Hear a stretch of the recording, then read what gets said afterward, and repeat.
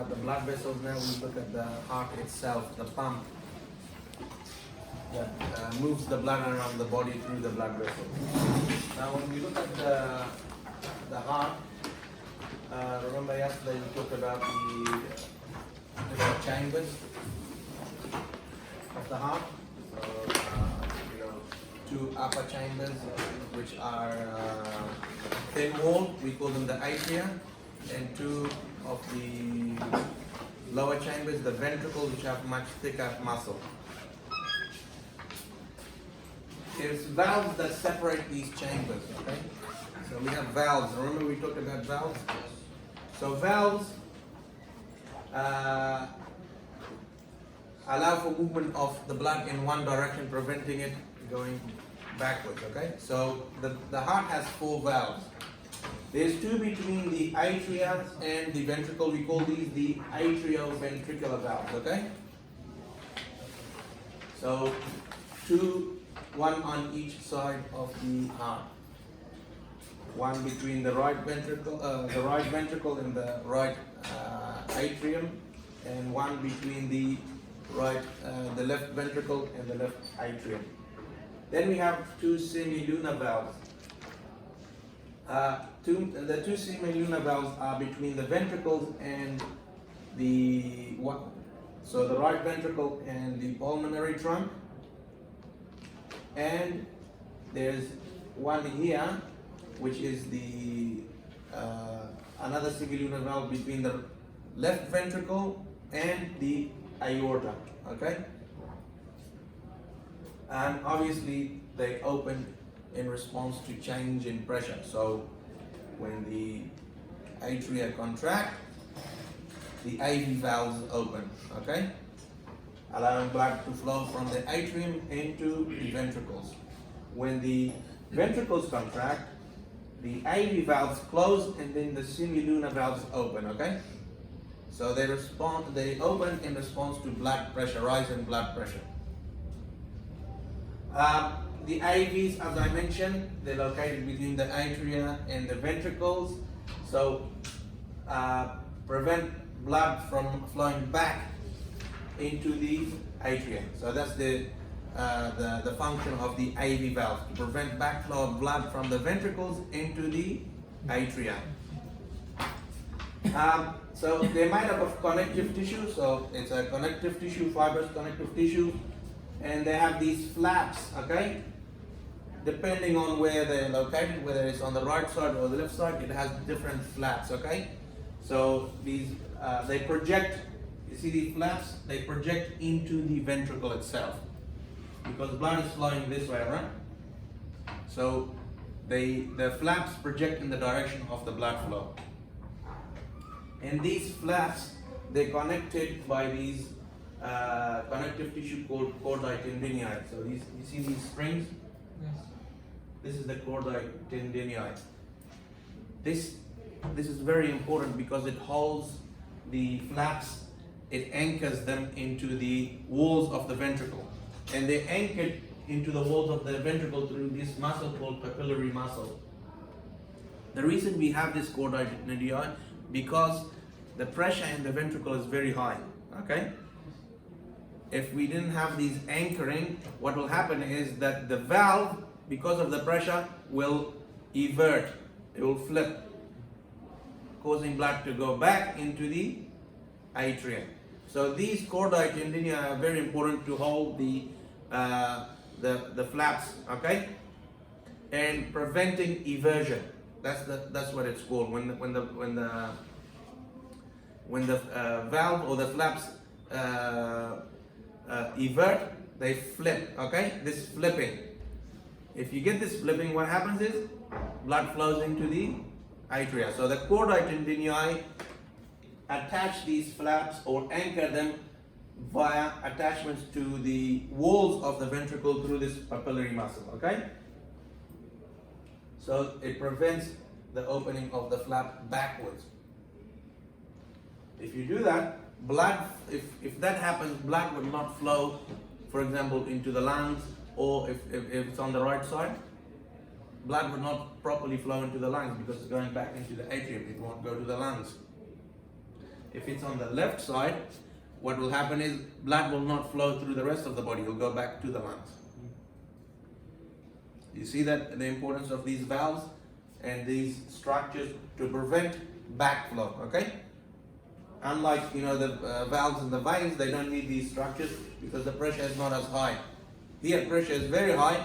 These valves are anchored to the walls of the ventricles through these chordae tendineae and the papillary muscles. Okay? So, as I mentioned, depending on the location of the AV valves, it has a different number of flaps. So these are the flaps, you see these? So, if you have a look at the right side of the heart, it has a tricuspid valve, okay? So it means it has 3 of these cusps. As you can see, 1, 2, 3, okay? So 3 cusps. So that's on the right side. So it separates the right ventricle from the right atrium. So that's the tricuspid valve. On the left side, we call this one a bicuspid because it has two flaps, okay? 2 flaps. Sometimes this is called a mitral valve because it looks like, in the Catholic Church, have you seen these hats these priests or bishops wear? It's called a mitral hat. It looks like that when you look at it, okay? That's why it's named after that hat, okay? Mitral hat. The bishop, the bishops in the Catholic Church? The Christians. The bishops in the Catholic Church, they wear a hat that looks like this, okay? It's called a mitral hat. And this valve is named after that hat, but also more commonly it's known as the bicuspid valve. So the reason we have 2 flaps on this side and 3 on the other side because the pressure is high on this side.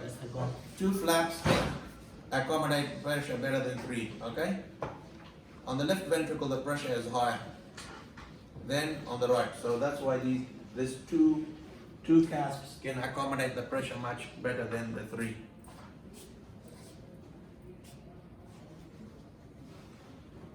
Then we have these semilunar valves, okay? Semilunar refers to half moon, okay? Lunar means moon, like a half a moon, okay? So that's what these valves are.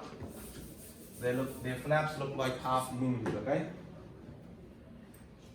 So they lie between the ventricles and the main arteries, okay?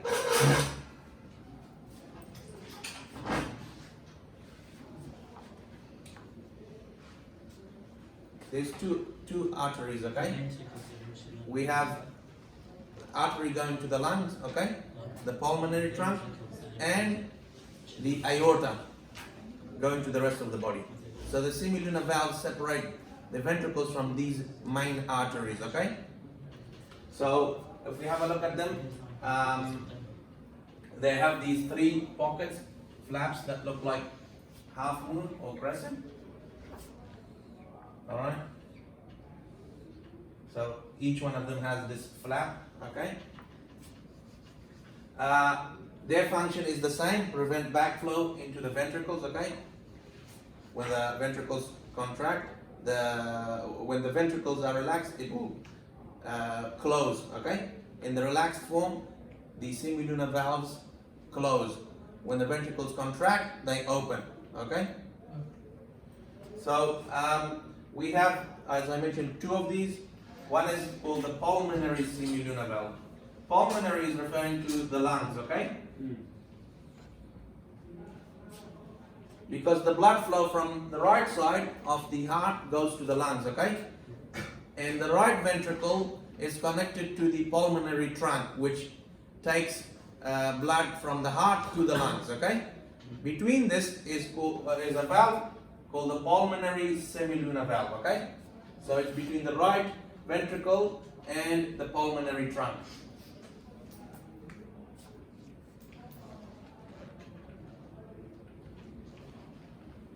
So this is the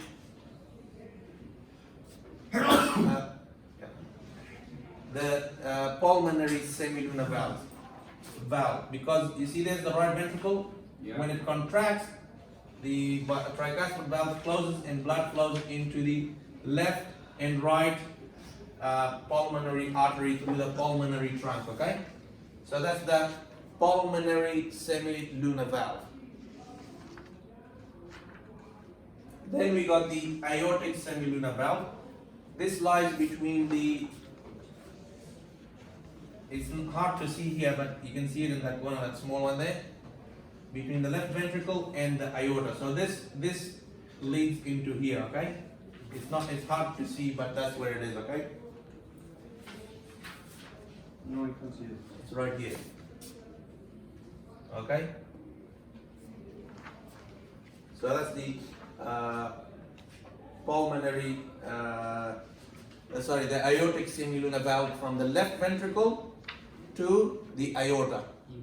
And this blood goes to the rest of the body. So these are the two arteries, the pulmonary trunk and the aorta, which are separated by the semilunar valves from the ventricles. Okay?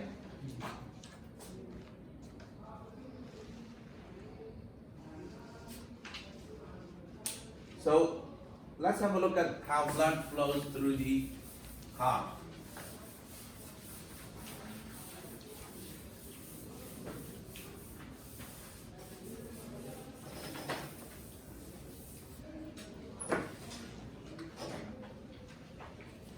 The heart pumps blood into two circuits, okay?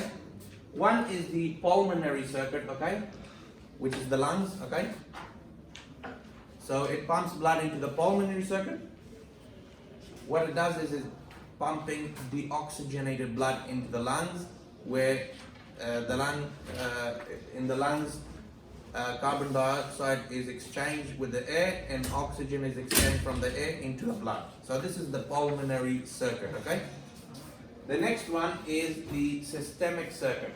This is the rest of the body.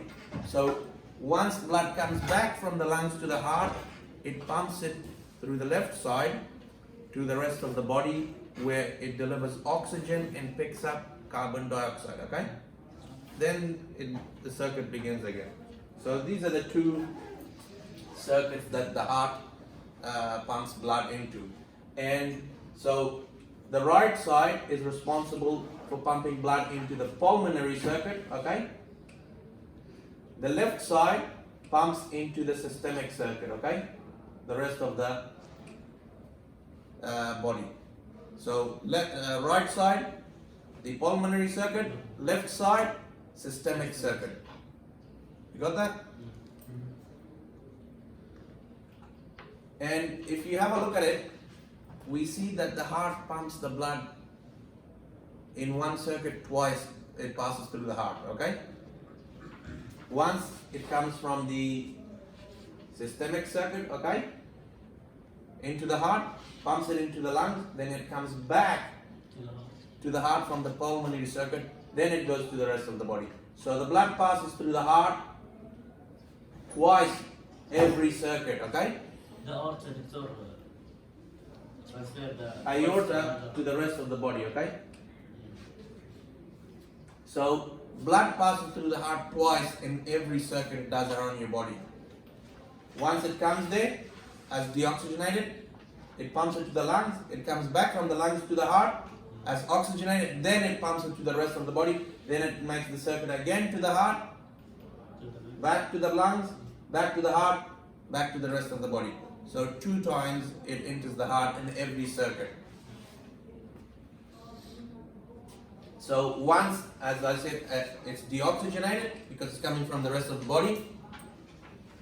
So, you know, here, in here, the blood comes deoxygenated from the tissues. Enters the heart, it goes to the lungs, gets oxygenated, okay? Comes back as oxygenated to the heart, and then it returns to the rest of the body. So once it returns as deoxygenated, second time, oxygenated, okay?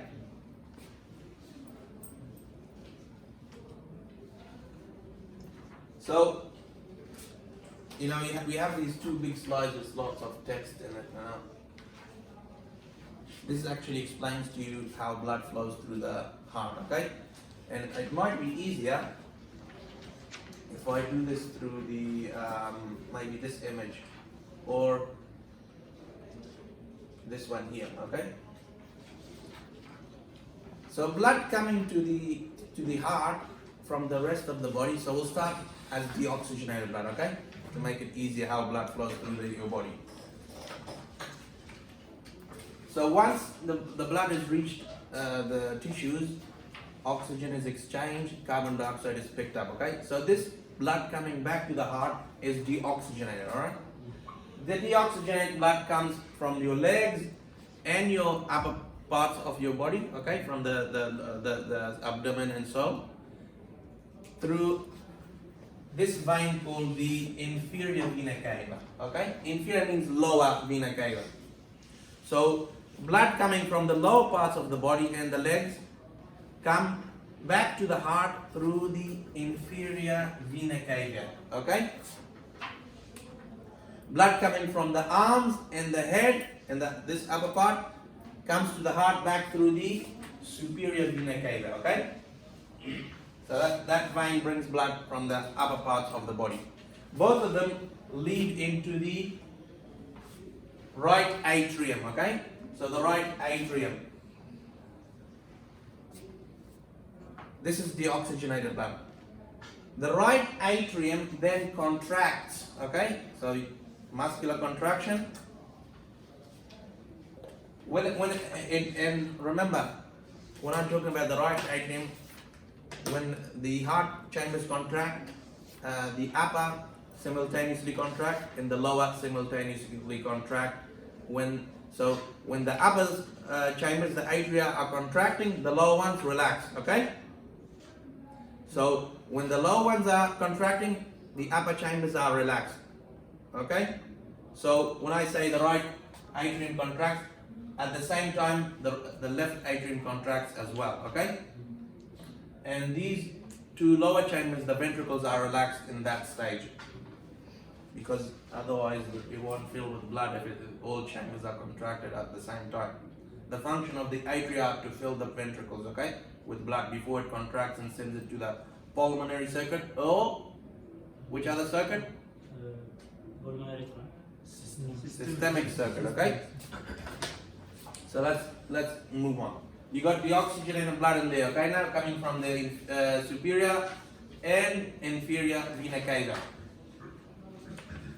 The right atrium contracts while simultaneously the left one contracts. So blood will flow from the right atrium into the right ventricle. This high pressure in here, caused by the contraction, opens the tricuspid valve, okay? The tricuspid valve opens, blood flows into the right ventricle, filling it, okay? Once it's filled, the atrium relaxes, then the ventricle contracts, okay? When the ventricle contracts, it causes the tricuspid valve to close, okay? Then the pulmonary semilunar valve opens, okay? Pulmonary semilunar valve, as the ventricle is contracting, blood flows into the pulmonary trunk, okay? So deoxygenated blood, and then it splits into the left and right pulmonary arteries, okay? These are the only arteries where they carry deoxygenated blood, okay, in your body. The rest of the arteries, they carry oxygenated blood. So blood flowing to the lungs from the heart is carried by the pulmonary arteries, okay? The pulmonary arteries, they send blood to the lungs, left and right side, deoxygenated blood. Gas exchange happens between the air, okay? So CO2 exchanges with the air, and oxygen is picked up by the blood. So now the blood has become oxygenated, okay? It returns back to the heart, to the right atrium, okay? Through the pulmonary veins. Left or right? sorry, left atrium. Left atrium, okay? So it returns back to the left atrium through the pulmonary veins. Okay, we have a left pulmonary vein and a right pulmonary vein. Okay, these veins. No, that's the artery. Where's the vein? So it's not. So only the left. Here it is. Okay.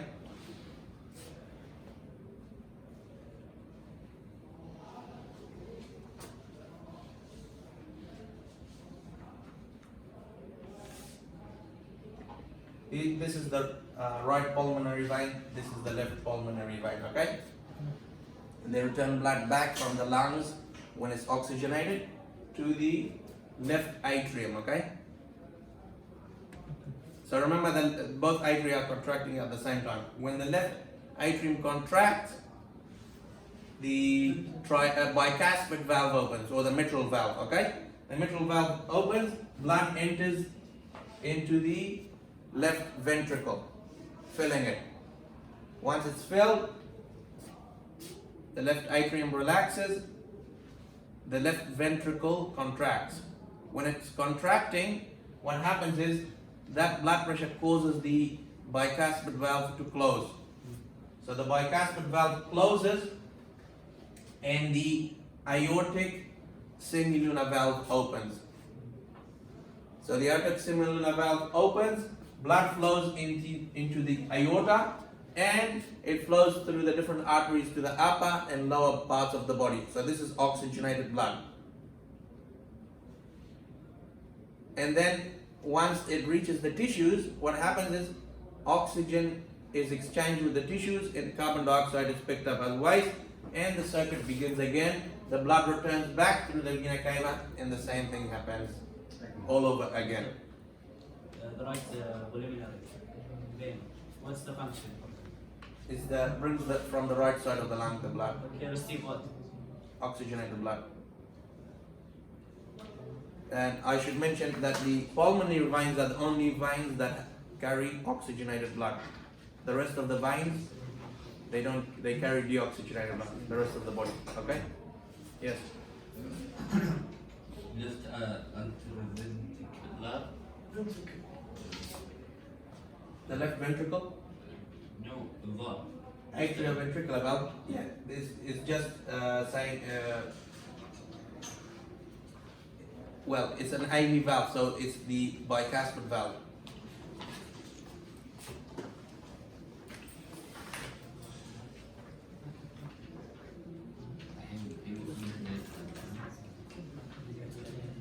It's the same thing, okay? The left IV valve, which is the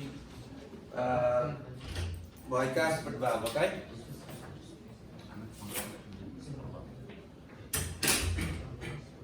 The bicuspid valve.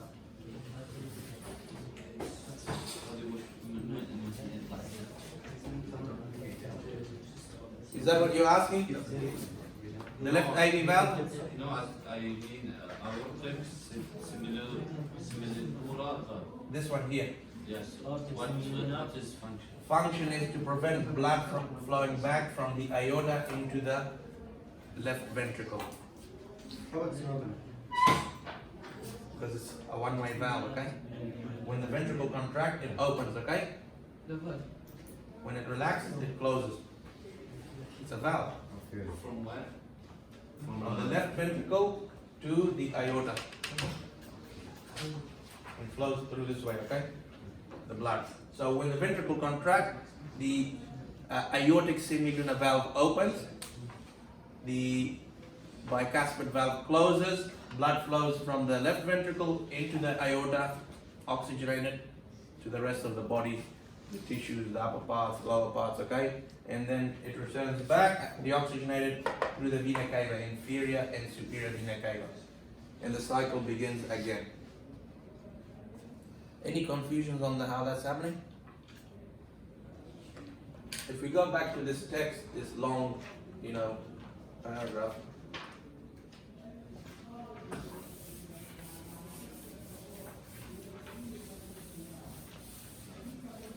Now that I explained it to you on the image. We can go quickly through the text, okay, to see what's happening. Okay, so let's once again. The right atrium, it receives the deoxygenated blood from the rest of the body, low in O2, rich in CO2. Okay, so from the vena cava, superior from the upper part, inferior from the lower part. So this goes into the right atrium, this blood.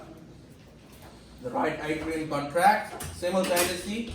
At the same time, the left atrium contracts as well. Okay. So pressure increases in both of these atrium. Tricuspid valve opens. Blood flows into the right ventricle. Okay. So the right ventricle fills, and then the right ventricle contracts. At the same time, the left ventricle contracts as well.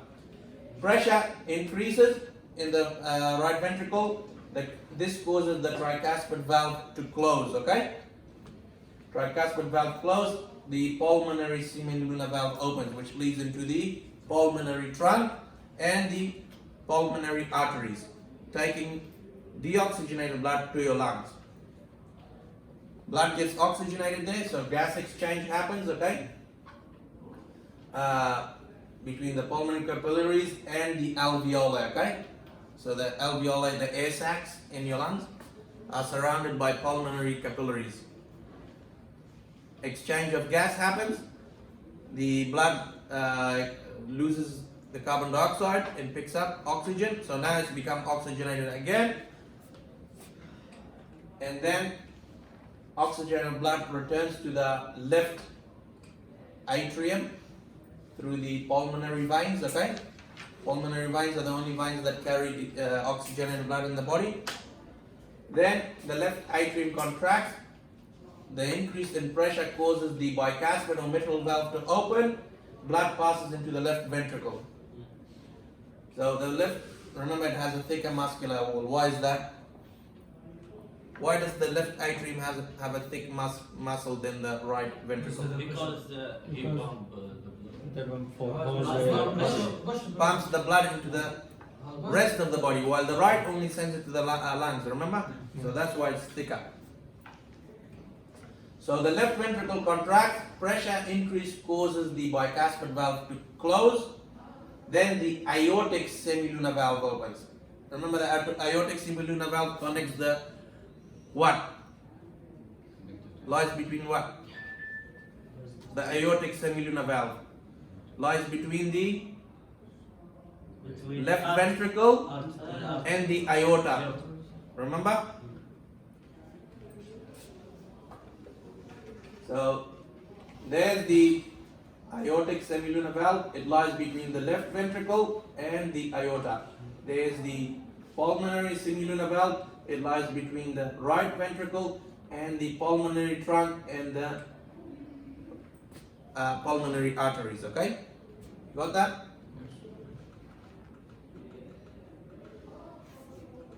So the aortic semilunar valve opens while the bicuspid valve closes because of the pressure increase. Blood is pumped into the largest artery in your body, the aorta. Okay, this goes to the rest of the body, to the upper parts, lower limbs, and so on. So in the tissues, oxygen is used. The CO2 is produced by the cells. So this is picked up back. The blood becomes deoxygenated. Okay. It is low in oxygen, rich in CO2, returning back to the heart through the major veins, the vena cava, remember? And then it all starts all over again, okay? And this is happening on average, what we say, 70 to 80, the heartbeat, is happening how many times? It's pushing the blood through the heart, the beat. The cardiac cycle, which we will talk about later on, okay? 70 to 80. Yeah. 10 minutes. Yeah.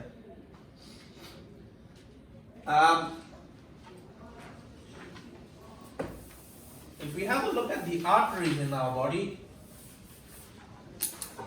they have a common name, the arteries and the veins, okay? So,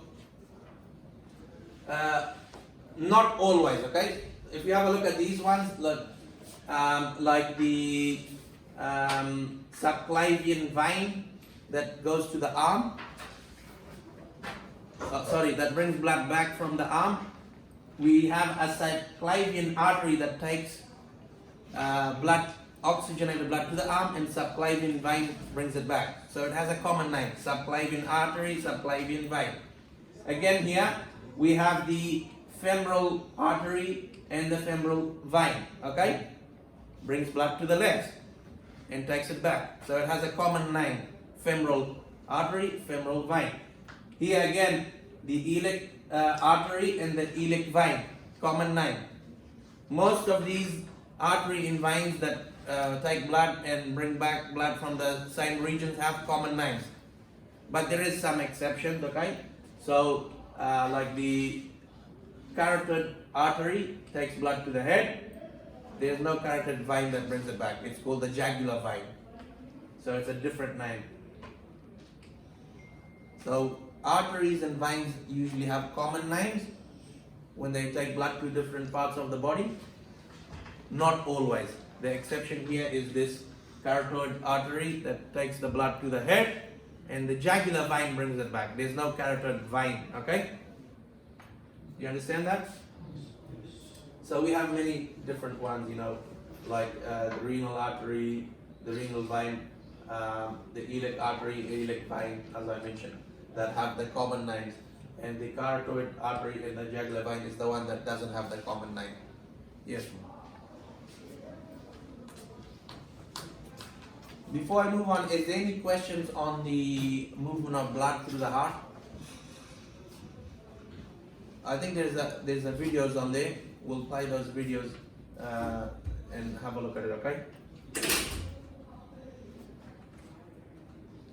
So we'll play the video after I finish, and then it might make more sense, okay?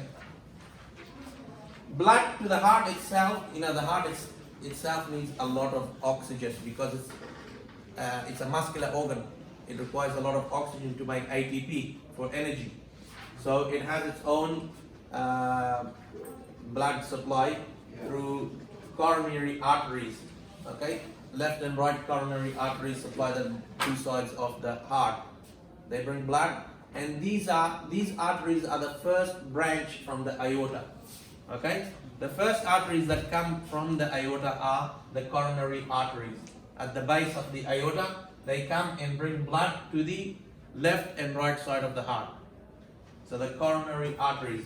Sometimes you get this disease called atherosclerosis.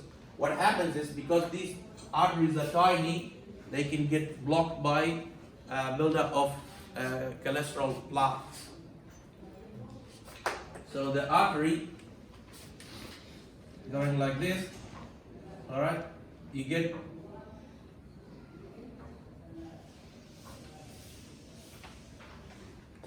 buildup of plaque of cholesterol, and this can block the artery, or it can make the flow less. Sometimes if it blocks it, what you get is blood doesn't come to this part of the heart and it stops functioning.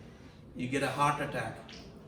If you don't correct this part will die, probably cause permanent damage. People can die from it, from heart attacks. Yes? Die further this part? Huh? Die further this part? Yeah, if it's not treated immediately, it causes damage, permanent damage. Sir, again the rest. So, for example, you see this artery, coronary artery, bringing blood to this part of the heart. Yeah. If the blockage is here, no blood is gonna get here, okay? Depending on where the blockage is, all right? And what they do is they have different techniques nowadays. They can actually go in and through the artery and put a balloon there and widen it, okay? Or if it's not possible, they can do what's called a coronary artery bypass. So they can get another blood vessel from your body. So they hook it up like this. Make it bigger. Then they bypass this with another blood vessel. So they can do this surgery. open heart surgery. It's called coronary artery bypass. So if you get a blockage in there, high cholesterol is not good for you. So this can cause atherosclerosis, which blocks the artery, the coronary arteries, and you need different type of techniques to fix that problem. This happens for cholesterol. Yeah, cholesterol. And this cholesterol build up in here, And block block the artery. So the blood coming back from the heart to it drains into the right atrium through the what we call the cardiac veins. Okay. So you see again the name is not the same. The vein in the when it's coronary artery, returning back is the cardiac vein. The cardiac vein don't drain into the vena cava, they directly drain into the right atrium, okay? So remember that the blood returning deoxygenated from the rest of the body comes through the vena cava. Well, from the heart itself, it drains straight into the right atrium.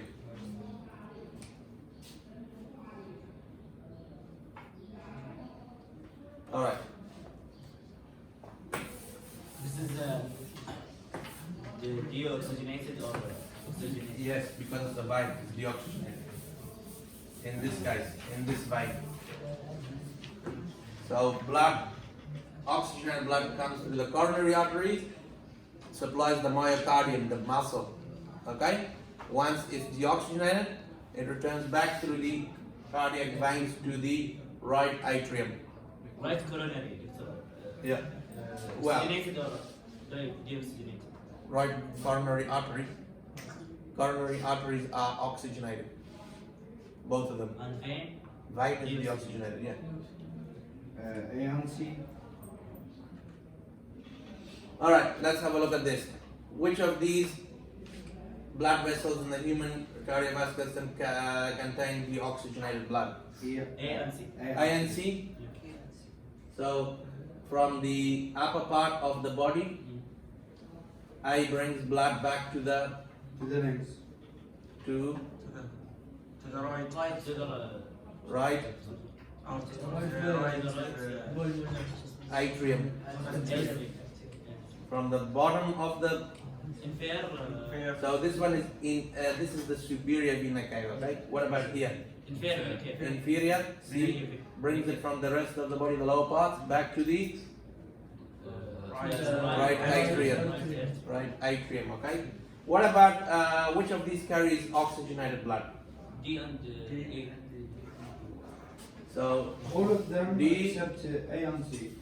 E, B, okay, E, B, and D. yeah. So oxygenated blood. Yeah. All right. Let's watch this video on